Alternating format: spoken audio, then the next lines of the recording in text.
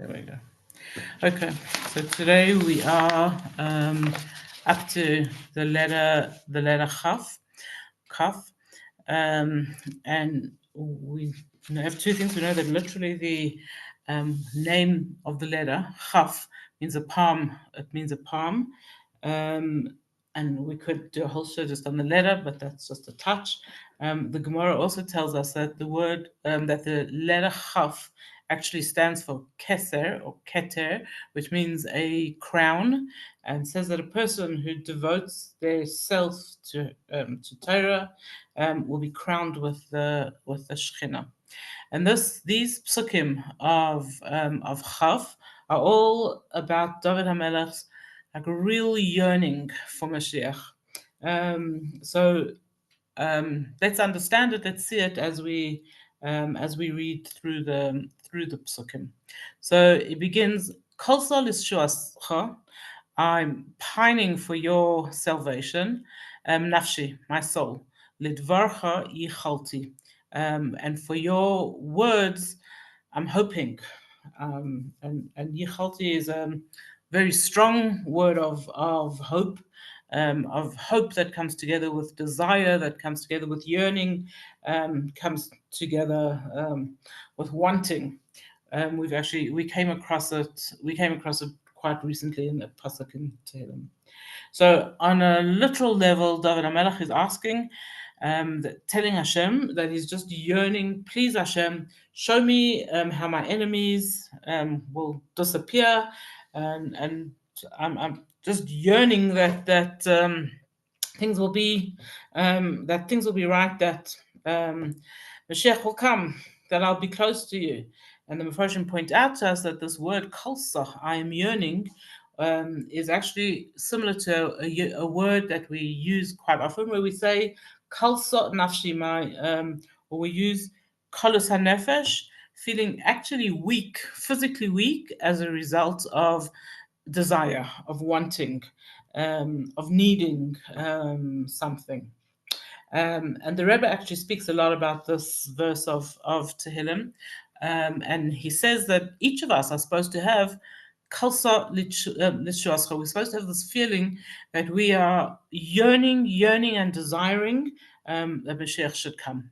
And we should want Mashiach to come so much that we feel weakened just from the desire of wanting it. So most times that people say that they want Mashiach, it's in response to something challenging, something difficult, something hard, and we say, "Oh, we need Mashiach already." And David HaMelech says, "Kalsa l'shuascha," we have to yearn for Mashiach all the time. Whether it's good times or difficult times, we're supposed to be yearning for Mashiach. And one time the Rebbe actually said that if there would be a number of people who wanted Mashiach, Mashiach would be here. And like we all felt a bit indignant about that. What does that mean? Is there not a million of people who want Mashiach? Of course we want Mashiach. And I heard someone giving a share, and she said, "Do you know what it means to want Mashiach?" She said, "If anybody's ever called an ambulance and they're waiting for the ambulance to come, that's what it means wanting, right? It doesn't saying that I want Mashiach doesn't just mean that we sigh and say we need Mashiach, we want Mashiach, but we have to feel that same almost panic. Where is Mashiach? What, like checking the door. Let's see if Mashiach comes. I was listening to Rabbi Kaplan speaking, and he explains this desire for wanting Mashiach. He says, if you want to picture in your head what is real desire, wanting Mashiach, is you should have a picture of children waiting at the window for a parent to come home when they've promised that they're coming home, and the children are waiting to see their parent. I often think about this idea of wanting and being happy for. When my son Michali was having his upshare, and he was just 3, he was at home, he wasn't at school yet, and I told him in the morning that I'm going to the airport when I finish teaching to fetch Boba and Zaida, my parents-in-law, who are coming to South Africa for his upsherinish. And my children didn't know my in-laws so well because they were far. They came pretty often, but they lived far. And so I went to the airport and I picked up my in-laws. And when we came in, Michali ran to the front door and he just sighed with joy and he said, "Are you my Boba? Are you my Zayda? Are you here?" And I always like go through that in my head. This little one who's like, "Yes, that's how we have to feel. Are you here? Where are you? Why are you taking long to come?" And that's the theme of the next few psukim, where David HaMelech speaks about absolutely chalishing for Mashiach to come. He continues and he says, "Kalu einai leimrosecha." My eyes are pining for your words. Lamar saying, "Mosai tinachameni." When are you going to comfort me? So my eyes, kalu, same word as kalsa. My eyes are worn out. They're tired, and the Mefarshim comment that, or the Sfarim in particular comments that this is the result of our very long galus. That like we can't wait anymore. We have to feel this longing, this desire for Mashiach, and we have to tell the Ebshter that the galus has just been much too long. And this is David HaMelech's wording. He finishes this pasuk by saying, "Masai tenachameni." When are you going to comfort us already? We've been through so much. We've been through good times. We've been through bad times. We've had challenges, whatever. But we need Mashiach. Masai tenachameni. When are you going to comfort us? When is Mashiach actually coming? And then David HaMelech uses almost strange mashal to explain how he's feeling. He says, "Ki hayisi kanoi bekito." I'm like a wineskin that's been dried in smoke. Chukecha lo shachachti, but your chukim, your statutes, I haven't forgotten. So immediately all the Mepharshim discuss what is this wineskin that's been dried in smoke.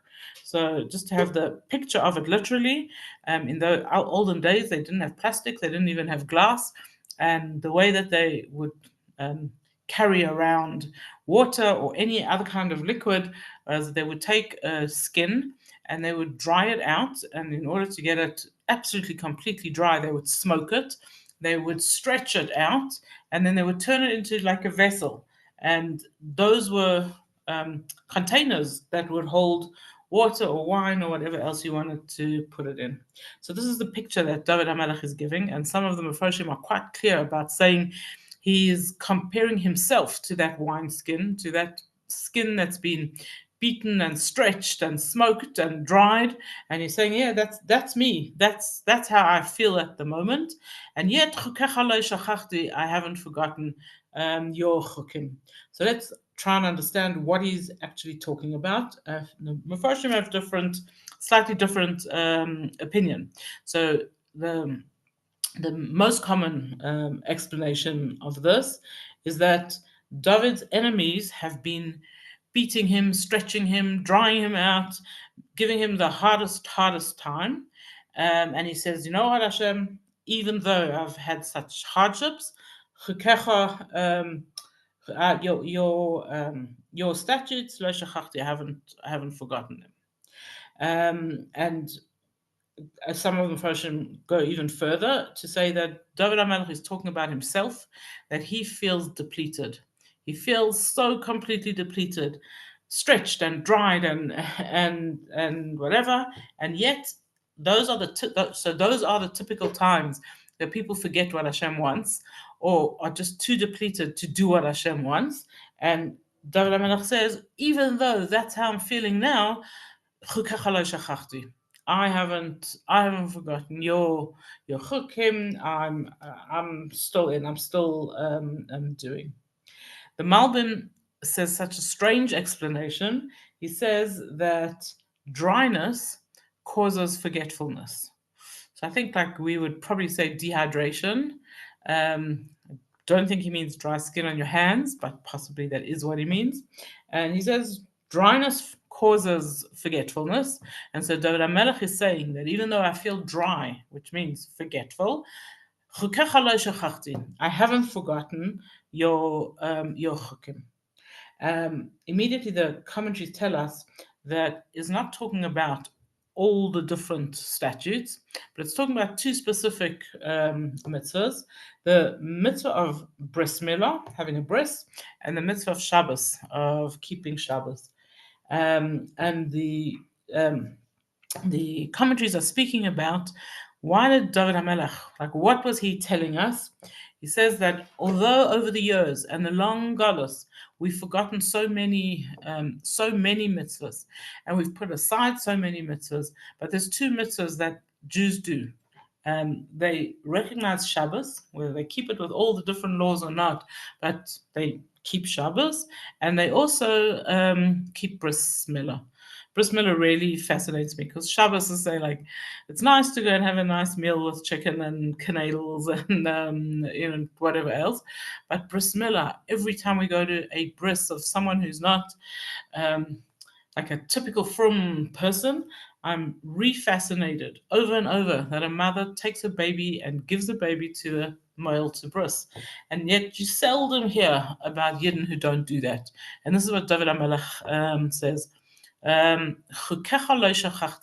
Those things that are ingrained in us, that there's a Shabbos, one day of the week, that there's bris milah, those are things that the yin throughout the ages are keeping to the best of their abilities. And so David Melech says, I want you to look at that. I want you to consider that. And then David HaMelech asks an interesting question.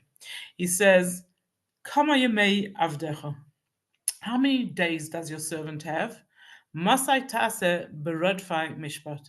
When are you going to do judgment for my those people who are chasing me? So what is David asking here? Again, very literally, how long am I going to live? And when are my enemies going to be punished? When? So David here he's afraid that he's going to die before his enemies are brought to justice. And it seems like a bit of a strange pasuk, strange question from David. Like, okay, this is David HaMelech asking over here that I need to know that before I die, my enemies are punished. Like, what is actually happening? So the Medrash Tehilim immediately brings a very famous Medrash, which probably you've come across in some form or other, if not exactly like this. The Medrash Tehilim says that it quotes that there was a conversation between Adam Harishon and Hashem. Hashem had just shown Adam, the first man, the whole future, and he saw that sometime in the future there's going to be a little baby who's going to be born, and he's going to live for 3 hours, and then he's going to die. And Adam Harishon turns to Hashem and he says, is there such a thing as gifts in heaven? And Hashem says, yeah, there is such a thing. And so he says, okay, I want you to take 70 years of my life and give it to that baby. That baby should live. And the commentaries tell us that this is why David HaMelech lived till 70 years. He had those years from Adam Harishon. And so now, says the Medrash Tehillim, David HaMelech knows that his life is being worked out absolutely to the whatever you want to say. How did Adam come to 70 years? Like, Adam lived for 1,000 years. If he's giving away some of his years, why did he choose 70? Why did he not choose longer? Why not shorter? Like, what is happening here? And the Medrash says that Adam Harishon worked out exactly how much time David needed in order to accomplish what he needed to accomplish in the world. And what did he need to accomplish in this world?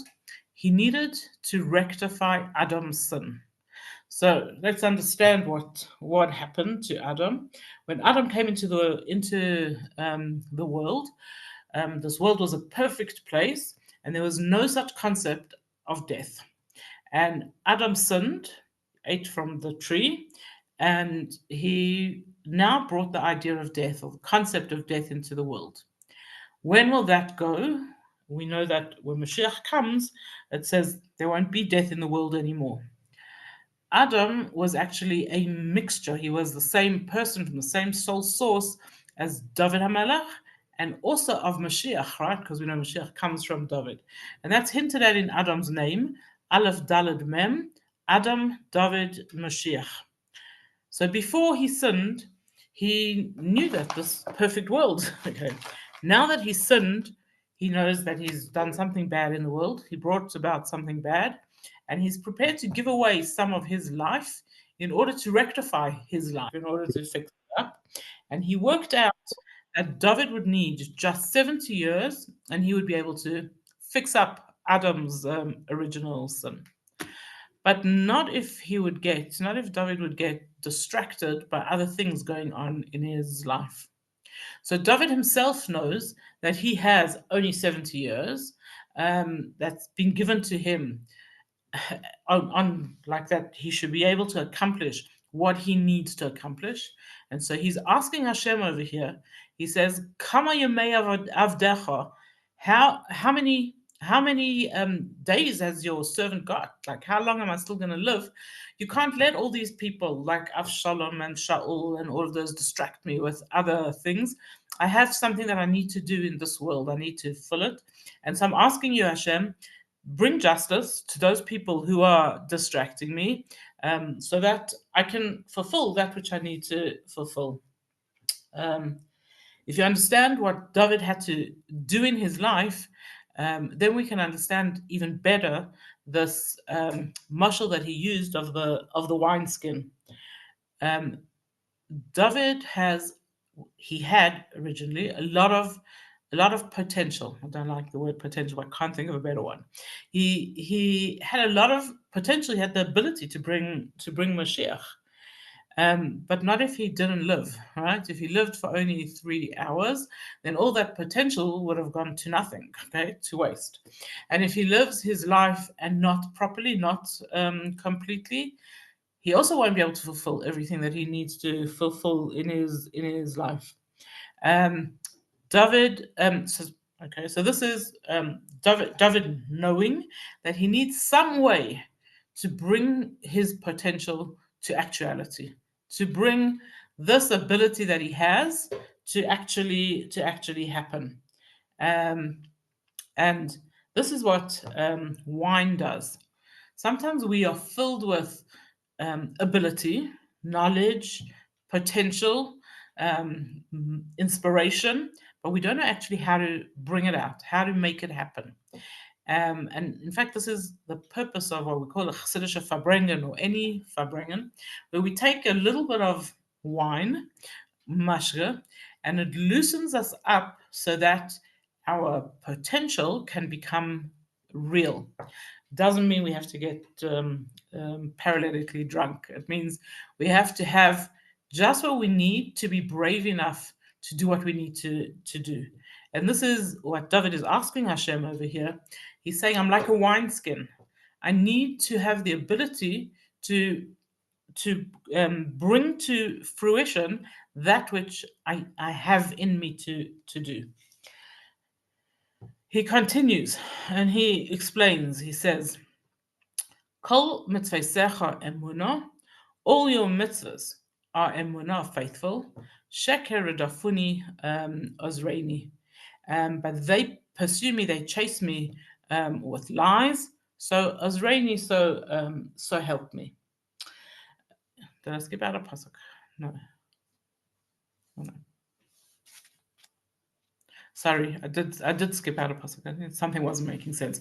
So the pasuk before, Pehei says, Koroli zaydim shichais, my haters dug for me pits asher secha, which are not in accordance with your Torah. So the commentary, what does he mean when he says Zaydim, these bad people who didn't like me, dug pits for me? So immediately Rashi, Radak, all speak about David's many enemies who, so to speak, dug pits for him, dug holes for him. Particularly Shaul and Avshalom, who actually wanted to kill him. That they didn't just want to trip him up, but they wanted to assassinate David. But David says, Koruli Zaydim Shichos, these, my detractors, were forever digging these pits for me to trip up in, over and over and over again. Um, and um, and I'm asking Hashem that what they were doing, like it doesn't go according to Torah. So the pits that they dug up for me to fall into, to trip up in, like they don't go like your Torah. Um, what does that mean? So it says that the people who accused David HaMelech, so these are the various things that they said. Some of them said that David HaMelech was not fit to be king. He might look like a nice guy, he might whatever, but he's not fit to be king. And the people who were saying that he can't be king came up with all different reasons why David couldn't be king.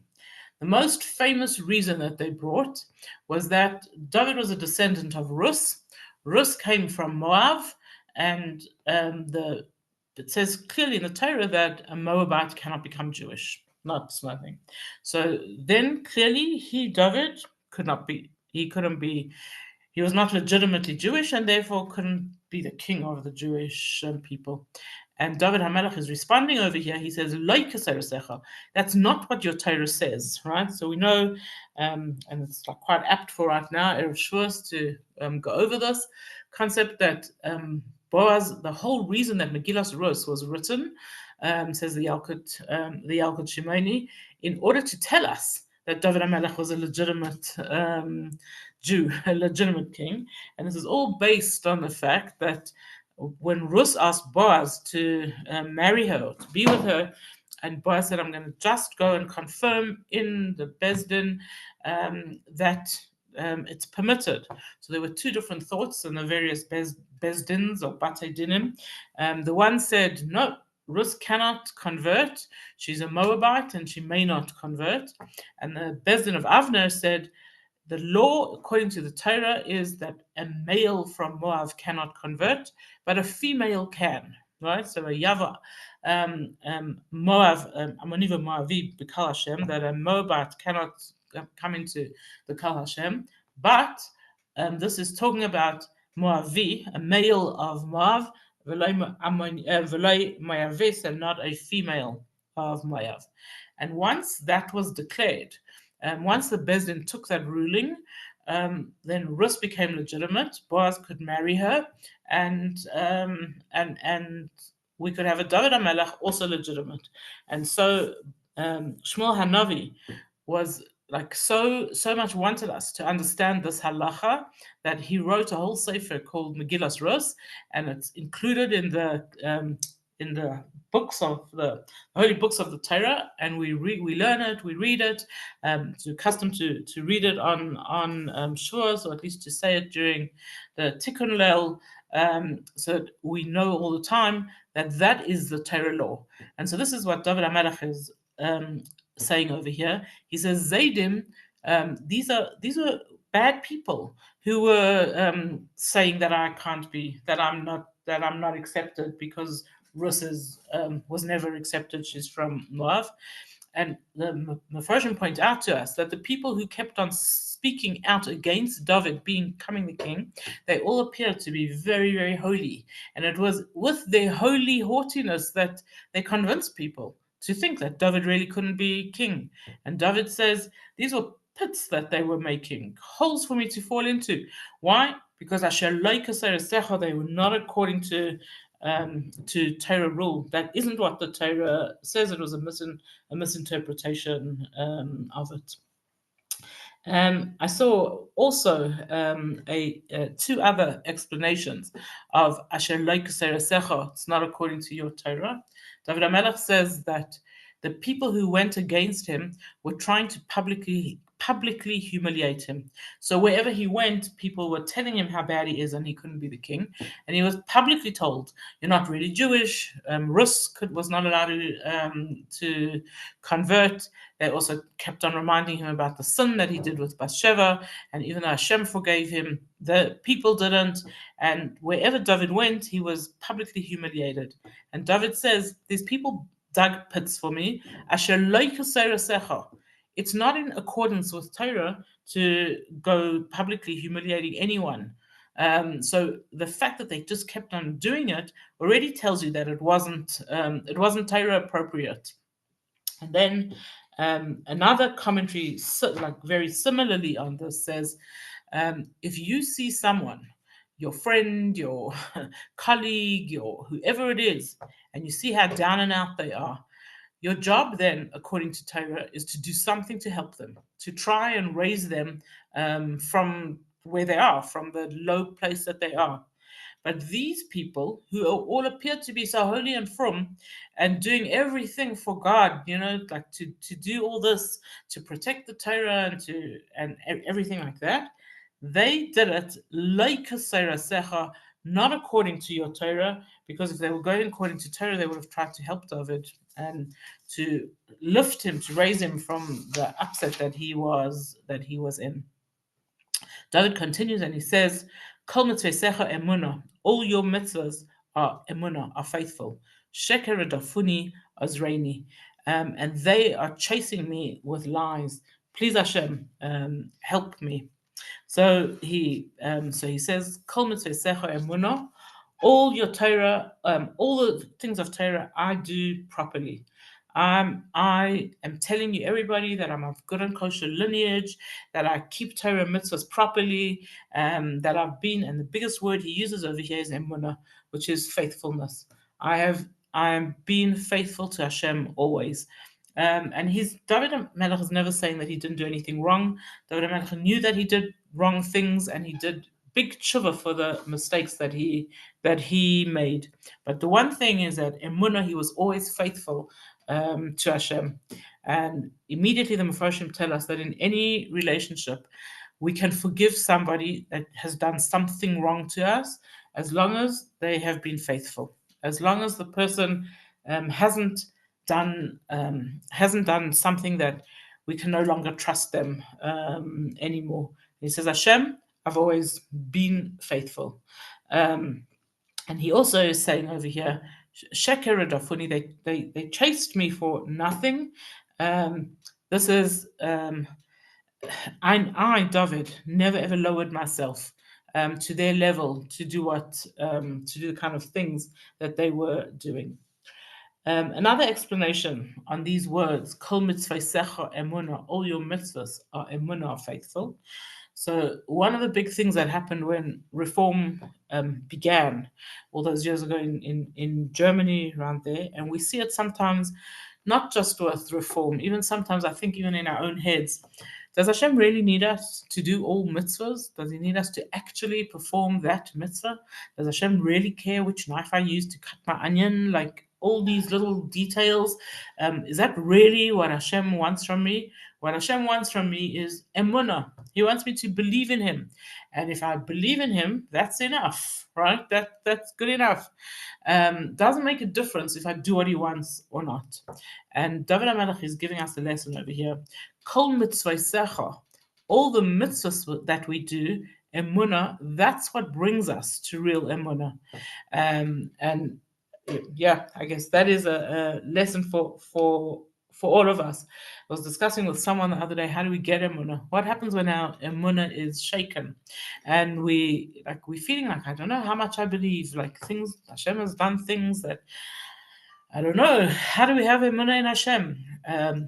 And this is the answer, says David HaMelech. Kol mitzvaysecha emunah. By doing mitzvahs, that's what's going to give us emunah. It's going to help us to connect better with Hashem. And this is what David says, and he says it in this pasuk, and then he says it again in the next pasuk that he says over here.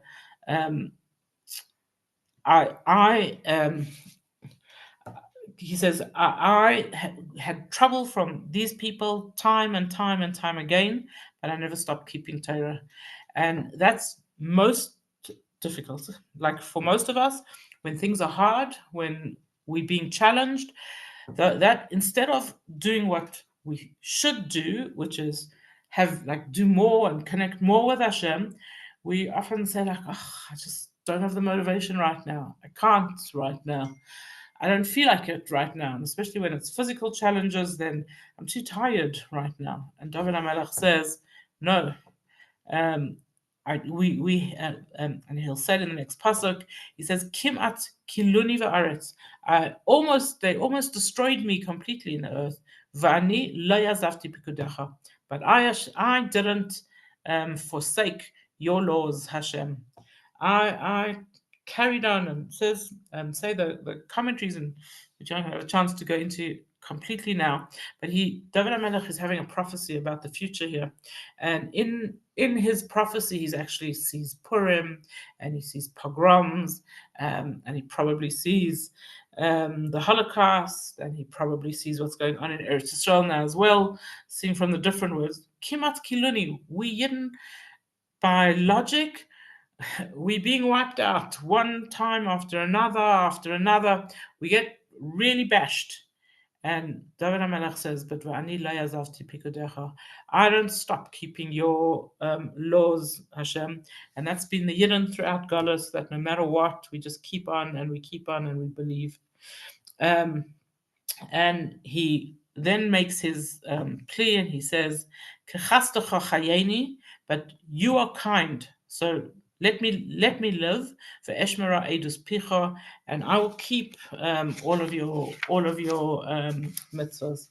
And so David HaMelech, at the time of his biggest challenges, he says, "I know what I have to do. I have to tell Hashem how much I need his help. I have to turn to Hashem with my desires, with my yearnings, and I also have to carry on keeping and doing the Torah and the mitzvahs." And so he finishes off by saying, Hashem, you are kind.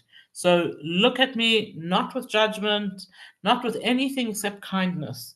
And I promise, I'll do my best to keep all your edus, because I understand that this is the purpose of the world. Hashem, you made this world, and the purpose of the world is that there should be us Yidden who keep Torah and mitzvahs and connect with Hashem, and that's what's going to bring us to the answer we want from Hashem.